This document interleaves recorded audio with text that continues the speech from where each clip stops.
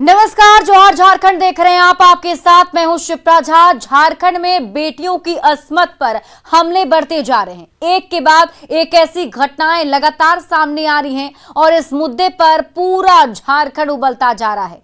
सबसे पहले 23 अगस्त को दुमका में घटना हुई, जहां शाहरुख नामक सिरफिरे ने एक छात्रा को पेट्रोल जलाकर जिंदा जला दिया। इस मामले में शाहरुख और उसके साथ नईम को पकड़ लिया गया है। अभी ये मामला ठंडा भी नहीं पड़ा था कि लोहरदगा में रब्बानी अंसारी ने लव जिहाद में फंसाई लड़की को कुएं में धकेलकर मारने की कोशिश की। बोकारो में भी इसी दिन एक बिटिया को एक तरफा प्यार से इनकार करने पर रुस्तम अली नामक सनकी ने परेशान किया। तभी दुमका में नाबालिग लड़की को गर्भवती कर पेड़ पर लटकाने का सनसनीखेज मामला सामने आया। आखिर कब तक चलता रहेगा ये सिलसिला? 4 तस्वीरें आपके टीवी स्क्रीन पर हम आपको दिखाते हैं। ये 4 घटनाएं 4 शहरों की। दुमका में एक बार फिर से बिटिया को गर्भवती बनाकर उसकी जान ले ली गई। पीड़ित परिवार की शिकायत पर आरोपी तो पकड़ा गया, पर दिन ब दिन ऐसी वारदात बढ़ती जा रही है। दुमका में फिर दोहराई वही कहानी। दुराचार कर बेटी का शव पेड़ से लटकाया, पकड़ा गया हत्यारा अरमान अंसारी। पहले दुमका, फिर लोहरदगा और बोकारो, और अब एक बार फिर दुमका में वही कहानी। नाबालिग बेटियों की अस्मत पर लगातार हमले हो रहे हैं। आरोपी पकड़े भी जा रहे हैं, पर सिलसिला थमने का नाम नहीं ले रहा है। दुमका की छात्रा हत्याकांड की आग ठंडी भी नहीं हुई थी, तभी एक बार फिर वही घटना दोहराई गई, जब 14 वर्षीय नाबालिग बच्ची की हत्या कर उसका शव पेड़ से लटका दिया गया। मृतक 4 माह की गर्भवती थी। परिजनों के बयान पर दुमका पुलिस ने आरोपी अरमान अंसारी को गिरफ्तार कर लिया है। बीजेपी नेता बाबूलाल मरांडी ने ताजा मामले पर ट्वीट कर हेमंत सरकार पर जोरदार निशाना साधा। उन्होंने ट्वीट में कहा कि अरमान के जिहादी अरमानों का शिकार ये संताल आदिवासी बच्ची महज 14 साल की थी। इस मामले के लव जिहाद के इंटरनेशनल नेटवर्क से जुड़े होने की संभावना से भी इनकार नहीं किया जा सकता। तो ये बड़ा दुखद है, और सबसे आश्चर्य तो ये है जो जानकारी मिली है कि शायद पुलिस ने भी समय पर उसकी शायद एफआईआर देर से कर रही थी। बीजेपी नेता अमित मालवीय ने भी दुमका में छात्रा से दुराचार और पेड़ से लटकाने की ताजा घटना को लेकर जोरदार हमला किया और कहा कि हेमंत सरकार में बेटियां सुरक्षित नहीं रह गई हैं। इसके तरह के जो दूसरे संगठन है जिनके तार बांग्लादेश से जुड़े हुए हैं, वो ऐसी ट्रेनिंग दे रहे हैं कि वो दूसरे समुदाय की लड़कियों को टारगेट करें। दुमका में पिछले सप्ताह ही नाबालिग बेटी को पेट्रोल से जलाने की घटना सामने आई थी। इस मामले में 2 आरोपी शाहरुख खान और नईम अंसारी को पकड़ा गया था। तो लोहरदगा में भी शातिर रब्बानी अंसारी ने खुद को हिंदू बताकर मासूम बिटिया को जाल में फंसाया। पोल खुली तो जान लेने की कोशिश की, पर बेटी बच गई और वो पकड़ा गया। बोकारो में भी ऐसी ही घटना हुई, जहां एक तरफा प्यार से इनकार करने पर रुस्तम अली नामक शातिर ने बिटिया का जीना मुहाल कर दिया। झारखंड की बेटियों पर जुल्म सितम के ऐसे मामले दर मामले सामने आते जा रहे हैं। हंगामा होने पर प्रशासन एक्शन में आता भी है, पर ऐसी घटनाएं थमने का नाम नहीं ले रही हैं। दुमका के छात्रा हत्याकांड के दोनों आरोपी शाहरुख खान और मोहम्मद नईम को जेल भेज दिया गया है। 72 घंटे के रिमांड पर दुमका पुलिस ने दोनों से कड़ी पूछताछ की थी। जैसे ही रिमांड अवधि खत्म हुई, दोनों आरोपियों को दुमका पुलिस ने अदालत में पेश किया और उसके बाद उन्हें वापस जेल की सलाखों में डाल दिया गया। पिछले 23 अगस्त को हुई इस वारदात को लेकर दुमका और झारखंड ही नहीं, पूरे देश में उबाल देखा जा रहा है। पलामू के पांडु की घटना दिन ब दिन गर्माती जा रही है। पीड़ित महादलित परिवार इंसाफ की गुहार लगा रहे हैं, तो विपक्षी दलों ने हेमंत सरकार पर जोरदार निशाना साधा है।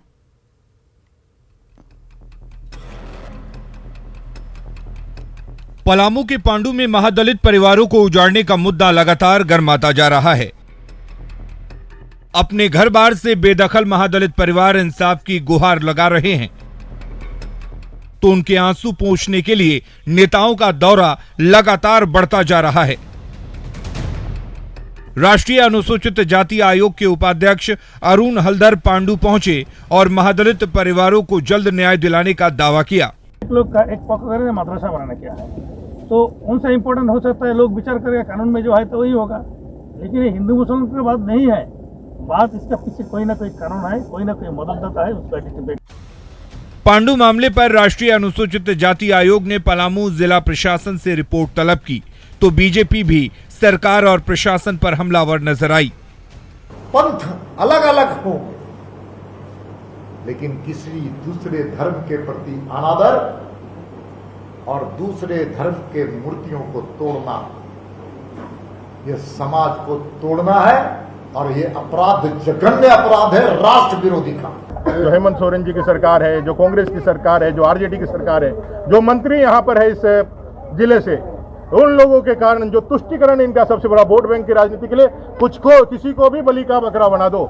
पलामू के पांडु में 31 अगस्त को मदरसे की जमीन बताकर दबंगों ने 50 महादलितों का घर उजाड़ दिया था। इस मामले पर 3 आरोपी गिरफ्तार भी हो चुके हैं, पर सियासत थमने का नाम नहीं ले रही है। राष्ट्रीय अनुसूचित जाति आयोग के उपाध्यक्ष अरुण हलधर ने पलामू के पांडु में महादलितों को उजाड़ने के मामले को गंभीरता से लिया है।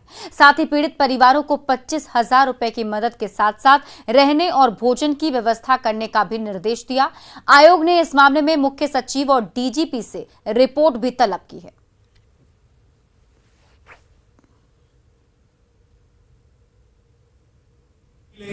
हम लोग ये वाला रिपोर्ट भी मांगेंगे, कौन कौन अधिकारी के रहने के बावजूद भी, कौन कौन अधिकारी का ड्यूटी रहने के बावजूद भी एक बुलडोजर देके गरीब और परिवार के ऊपर इससे टॉर्चर किया, पुलिस क्या कर रहे थे उधर के, ये कार्रवाई भी होगा। जिस स्थिति में ये लोग है, जिस जगह में पहले था उसी जगह में इन लोगों को बैठाने का बहुत, हमारा मिनिस आने के बाद एक काम प्रोसेस शुरू करेगा, उधर में घर बना के इनको देगा। जितना दिन तक घर नहीं बन रहे, इतना दिन इन लोगों को पूरा खाने पीना, पूरा राशनिंग व्यवस्था प्रशासन की तरफ से देगा। झारखंड विधानसभा के 5 सितंबर को बुलाए गए विशेष सत्र पर बीजेपी विधायक अमित मंडल ने सवाल उठाए। मंडल ने झारखंड विधानसभा की ओर से जारी चिट्ठी दिखाते हुए कहा कि इसमें राज्य सरकार की ओर से विश्वास प्रस्ताव लाने की बात कही गई है, जबकि विधानसभा में ऐसी कोई नियमावली नहीं है। इसके बावजूद जनता का ध्यान भटकाने के लिए राज्य सरकार ऐसा काम कर रही है। हम लोगों की नियमावली है, उसमें विश्वास प्रस्ताव के लिए सत्र बुलाया जाए ऐसा कहीं प्रावधान नहीं है। हाँ, अविश्वास प्रस्ताव के लिए आप सत्र बुलाते हैं, आहूत होता है, उसमें आप अपना एजेंडा को रखते हैं तो बात समझ में आती है। सरकार को अचानक से अपना विश्वास प्रस्ताव डालने का क्या औचित्य बन रहा है, ये मेरे समझ के परे है। मुझे ऐसा लगता है कि सरकार चाह रही है कि क्षेत्र की जनता को मैसेज दे कि हम लोग बहुत काम कर रहे हैं। झारखंड के सरकारी कर्मचारियों ने ओल्ड पेंशन स्कीम मिलने की खुशी में जमकर जश्न मनाया और सीएम हाउस को रंगों से सराबोर कर दिया। तो मुख्यमंत्री हेमंत सोरेन ने भी सरकारी कर्मचारियों का हौसला बढ़ाया।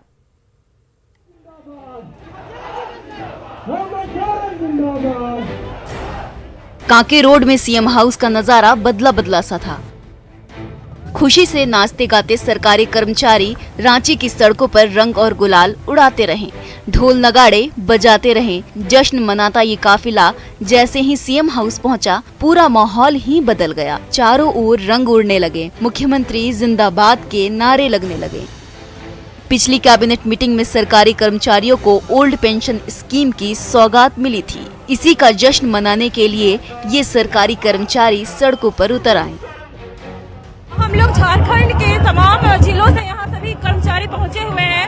जो हम हेमंत सोरेन जो हमारी सरकार है, अभी उन्हें हम आभार व्यक्त करने के लिए यहाँ पहुँचे हुए हैं, क्योंकि आप देख सकते हैं कि यहाँ पे कितनी खुशी की लहर दौड़ी हुई है, सबके चेहरे आप देख सकते हैं। हम लोग बहुत बहुत आभार व्यक्त करते हैं जो इन्होंने ओल्ड पेंशन दिया हम लोगों को। हम लोग इसको बहुत दिल से इंतजार कर रहे थे और ऐसा मुख्यमंत्री अभी तक झारखंड को नहीं मिला। हम लोग उनको बहुत तहे दिल से आभार व्यक्त करते हैं। साल 2004 में ओल्ड पेंशन स्कीम को बंद कर न्यू पेंशन स्कीम लागू की गई थी। रिटायरमेंट के बाद कम रकम मिलने से नाराज सरकारी कर्मचारी तब से इस योजना का विरोध कर रहे थे। जेएमएम ने सत्ता में आने से पहले ही ओल्ड पेंशन स्कीम लागू करने का वादा किया था, जिस पर पिछली कैबिनेट मीटिंग में मुहर भी लग गई। जाहिर है सरकारी कर्मचारियों को जश्न मनाने का सुनहरा मौका मिल गया।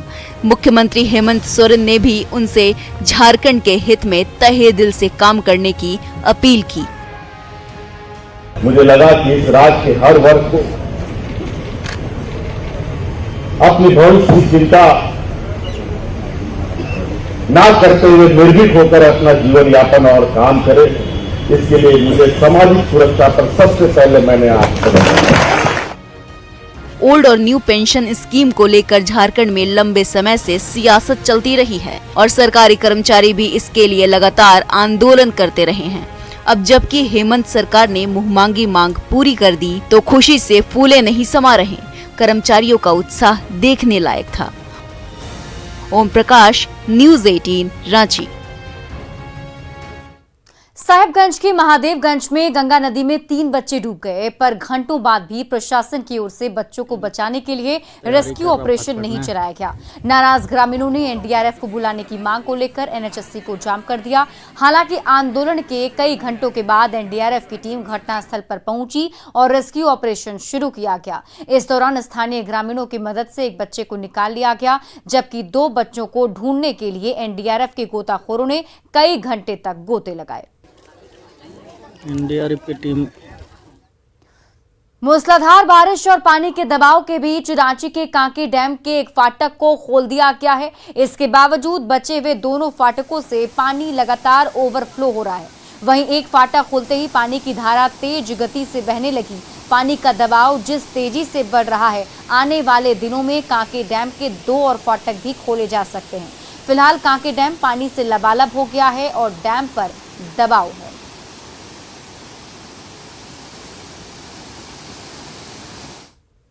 देवघर एयरपोर्ट की सुरक्षा में सेंध के मामले में गोड्डा के बीजेपी सांसद निशिकांत दुबे, उनके दोनों बेटों सांसद मनोज तिवारी समेत 9 लोगों पर केस दर्ज किया गया है।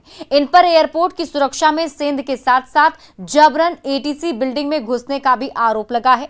एयरपोर्ट की सुरक्षा में तैनात डीएसपी रैंक के अफसर ने इसकी लिखित शिकायत दी है। हालांकि सांसद निशिकांत दुबे ने तमाम आरोपों को सिरे से खारिज कर दिया है।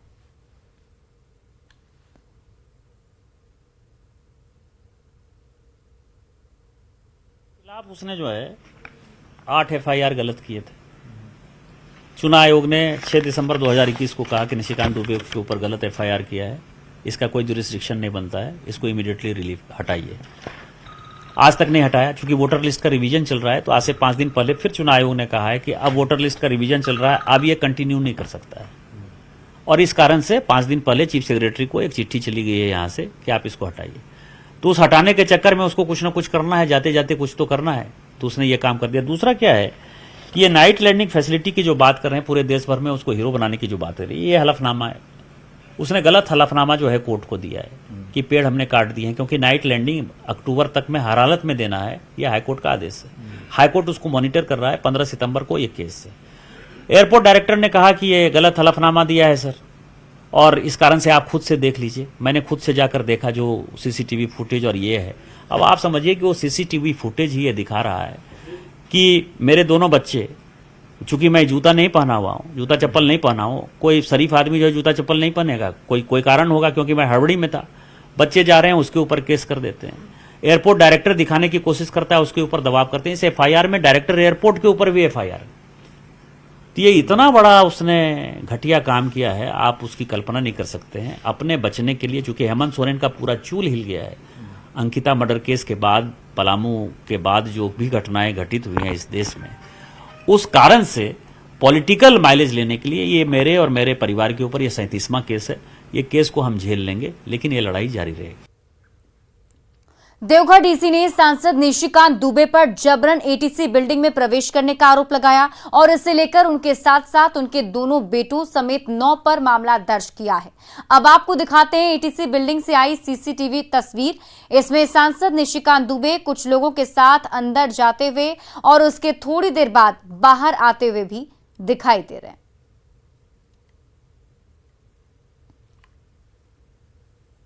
रामगढ़ में पतरातू डैम के मुख्य आकर्षणों में से एक है नेतुवा आइलैंड, लेकिन करोड़ों रुपए खर्च के बाद भी बुनियादी सुविधाएं यहां मौजूद नहीं है। हद तो यह है कि यहां आने वाले पर्यटकों को पेयजल और शौचालय तक की सुविधा नहीं मिलती है। मेनलैंड से 2.5 किलोमीटर की दूरी पर स्थित नेतुवा आइलैंड को संवारने सजाने पर सरकार ने 2019 में करोड़ों रुपए खर्च किए, लेकिन उचित देखरेख के अभाव में सभी बेकार हैं। और अधिक जानकारी दे रहे हैं संवाददाता जावेद खान। अभी मैं मौजूद हूँ पतरातू लेक रिजोर्ट के आइलैंड पे। आप हमारे पीछे देख सकते हैं कैमरे के माध्यम से पतरातू लेक रिजोर्ट का आइलैंड कितना खूबसूरत है।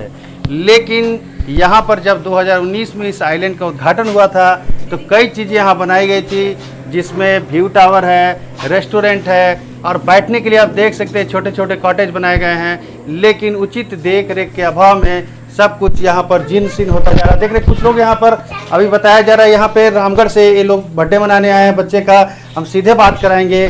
बताइए यहाँ पर क्या चीज़ की कमी खल रही है आपको? यहाँ पे सब कुछ है, लेकिन यहाँ पे जो डेवलपमेंट होना चाहिए, जो मेंटेनेंस है, सब कुछ जैसे तैसे टूट फूट रहा है ये सब। अच्छा। और कुछ थोड़ा इंटरटेनमेंट के लिए डेवलपमेंट होना चाहिए, जो 1-2 घंटे हम लोग यहाँ आके रुके तो थोड़ा मन लगे, 1-2 घंटे थोड़ा मनोरंजन हो। एकदम सन्नाटा सा है, कुछ नहीं है, बस यहाँ पे आ रहे हैं और अपना बस टाइम पास करके जा रहे हैं। मेरा नाम प्रीति सिंह है। एक और पर्यटक से बात करते हैं। आपका क्या नाम है, कहाँ से हैं? चंदन सिंह नाम है मेरा और मैं रामगढ़ से आया हूँ। अच्छा, ये आइलैंड पे पहली बार आए हैं? नहीं, यहाँ पे आते रहते हैं। आपको क्या कमी खल रही है यहाँ पे? यहाँ पे सब चीज़ बढ़िया है, बस सरकार की ओर से कुछ सहायता दिया जाता है। यहाँ पे रख रखाव का जो होना चाहिए था। कुछ व्यक्ति आते तो उनके सुविधा अनुसार यहाँ पे कुछ दुकानें रहती, खाने पीने का सामान वो सब नहीं है। तो दुकानें रहती मतलब सुविधा चाहते हैं। एक हजारीबाग से पर्यटक आए हैं, उनसे बात कराते हैं। क्या यहाँ कमी देख रहे हैं आप आइलैंड में? यहाँ पर जो है मेंटेनेंस का सबसे बड़ा इशू है। रख रखाव जो है वो जो है सरकार को ध्यान देना पड़ेगा। अगर जो रख रखाव अच्छा से रहेगा तो जो पर्यटन यहाँ पर ज़्यादा